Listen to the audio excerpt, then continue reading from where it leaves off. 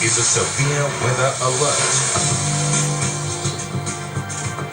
Once again, we had storms in the Blue Mountains on Thursday afternoon. They were hailstorms, some of them. Hail only around 2 centimeters in diameter, but also very heavy rainfall rates observed for places like Coolal, where 45 millimeters fell in the space of just an hour's time. Now, we had those severe storms kicking around for large parts of Thursday, but you can see that they are dissipating overnight. You can see just a few showers and storms on the forecast, easing back, and by the time we get to midnight, well, we should be mostly clear. Only just the odd shower and storm anticipated to develop over the course of Friday afternoon and evening, mostly in the northern tablelands and ranges. Moving to the southeast, we have severe weather forecasts in terms of dangerous fire weather, as well as severe weather warnings for damaging winds. A powerful cold front and hot northerly winds are combining together to bring a dangerous fire weather day across parts of Victoria, South Australia and Tasmania. Temperatures in the mid-40s across the north and down to the low 40s over places like Melbourne, which is forecast to see their hottest day in potentially 3 years, with temperatures the hottest in about a year for parts of Tasmania, followed by a dry and gusty cool change in the course of Friday morning and early afternoon. Combine this all together and you get bad fire weather. Extreme fire danger for the northern country, the north central, also the Mallee and the Wimmera. Severe fire danger for the southwest central and parts of the west and south Gippsland district. And then for the rest of the state, there's a total fire ban, in fact, for all of Victoria. Now for Tasmania, we have severe fire danger right across the southeast, including the Derwent region, the east coast, and the southeast district, and total fire bans in place for parts of the north as well as the south of the state. Now, the strength of the cool change that comes through during the course of Friday afternoon is fairly considerable. In fact, we could even see gusts 90 to 100 kilometers an hour for the central Victorian coast during the course of around 2 to maybe 5 p.m. That could hit Melbourne and bring those gusts, creating those damaging winds. Melbourne, Geelong, Mornington Peninsula, Western Port included in that warning area for a severe weather warning for damaging winds. And damaging winds will extend towards the East Gippsland region during the course of Friday afternoon and evening. For assistance in storm damage, you can contact the State Emergency Services on 132 500.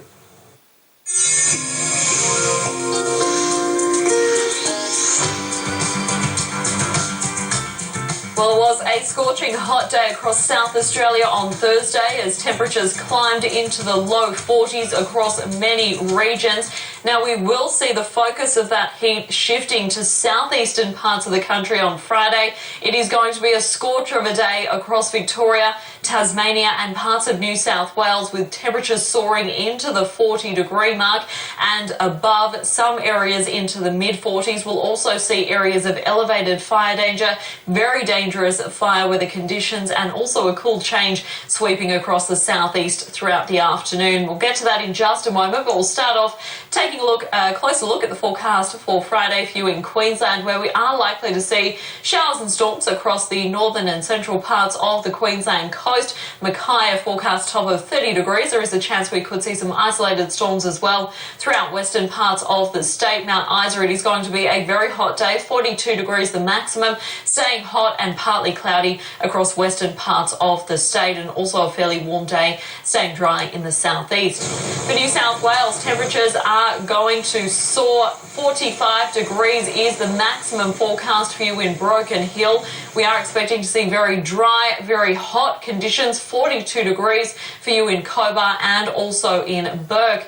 Now, we are expecting to see some isolated showers and storms across central and northern parts of the state throughout the afternoon. Chance you could see a storm in Katoomba once again. 31 degrees your forecast maximum, slightly cooler for those coastal regions. Very hot day in Wagga Wagga and also areas of elevated fire danger forecast across southern parts of the state. Now, it is going to be a scorcher of a day across Victoria on Friday. We'll see areas of elevated fire danger, very dangerous fire weather conditions.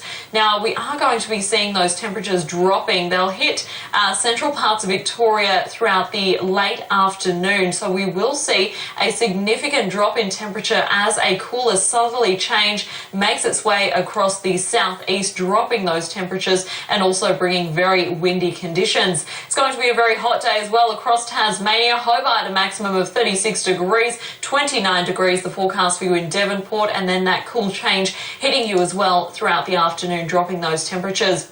We will see that cooler southerly change affecting South Australia throughout the earlier hours of the morning. It's going to be a very hot morning overnight of Thursday into Friday morning.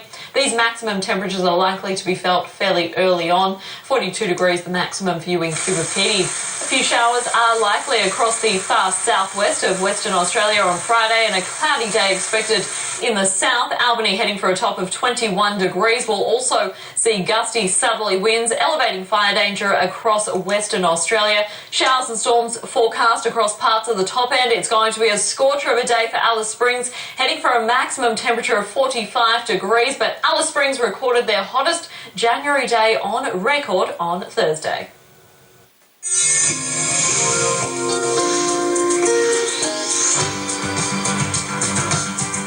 Another burst of extreme heat is affecting the southeast, with temperatures 40 degrees plus forecast right across Victoria, much of southern and western New South Wales, and in the mid-30s across much of Tasmania. This is very hot conditions and potentially the hottest temperatures we've seen in about 3 years for places like Melbourne.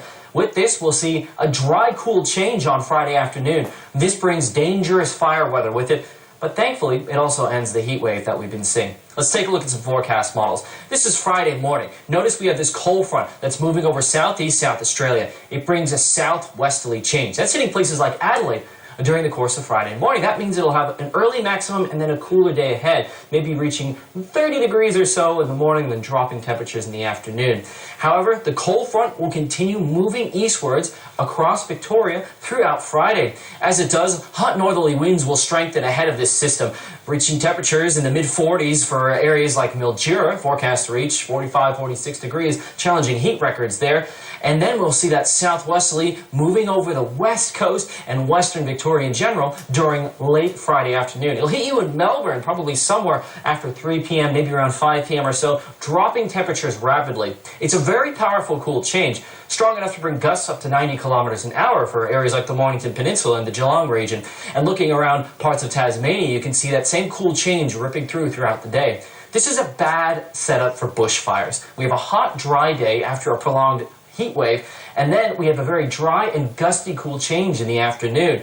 This means we are seeing dangerous fire weather. We have extreme fire danger already forecast for the Mallee and the Wimmera, and severe fire danger for very populated areas of central Victoria. Total fire bans in effect across much of central and eastern Tasmania, and severe fire danger for the Derwent in the southeast of Tasmania. This is one of the worst fire danger days we've seen so far this season for the southeast.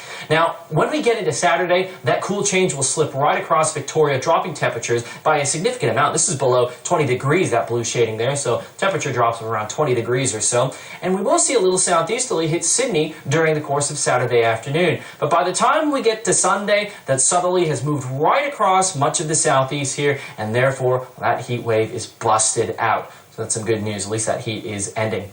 Now I'll just talk about Cyclone Penny quickly. There's a lot of model uncertainty with this system, and it has to do with what's steering this cyclone. It's going to continue moving into the Coral Sea over the next few days. There's 3 weather systems I want you to pay attention here. This high-pressure system, this tropical low north of Fiji, and Penny over there. They're all interacting with each other, and how they interact will really determine the strength and the movement of Penny over the next few days. So that's why that uncertainty comes through. The greatest guess now is that Penny looks to redevelop and move towards the coast, making landfall sometime mid-next week around central or tropical Queensland.